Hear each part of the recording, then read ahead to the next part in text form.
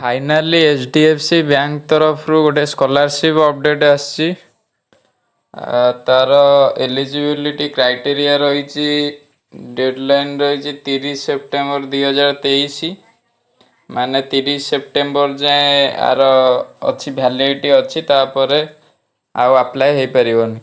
तार eligibility criteria टा कौन रही ना 12 पिला डिप्लोमा ITI +3 सबु पिला को अप्लाई करि परिबे। मिनिमम 55% मार्क थिबा दरकार। जदि आपणकर 54.5 मार्क भी रोची तथापि आपण एथरे अप्लाई करि परिबे नाही। तो फैमिली इनकम मस्ट 2.5 लाख तळुकु थिबा दरकार। आर बेनिफिट है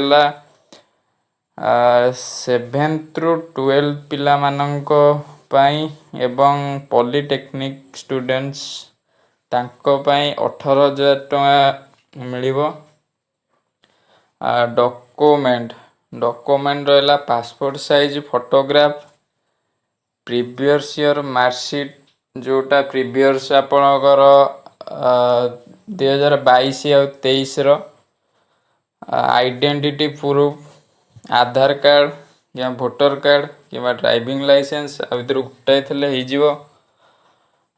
करेन्ट ईयर प्रूफ जहाँ हूँ आपणकर जो रसीद मिली थो एडमिशन कि रीएडमिशन बेले जो रसीदटा थी सेटा है करेन्ट ईयर एडमिशन प्रूफ।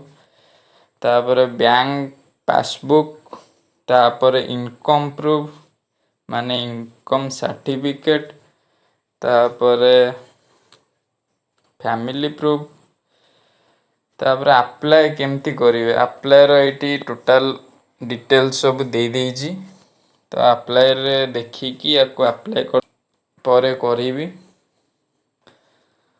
तो यही थिला आज रो अपडेट HDFC बैंक परिवहन स्कॉलरशिप आर शेष तारीख 30 सेप्टेम्बर 2023। तापरे एक्सटेंड हो पारे किंतु सेंदी किसी ऑफिशियल नोटिस आसीनी। डेडलाइन 30 सेप्टेम्बर 2023 जाए ही अच्छे। ता पूर्वरु अप्लाई करदेवाटा भल। तो एमती किसी वीडियो पे आपण चैनल को लाइक सब्सक्राइब एवं शेयर मध्य करि परिबे। रोची जय जगन्नाथ।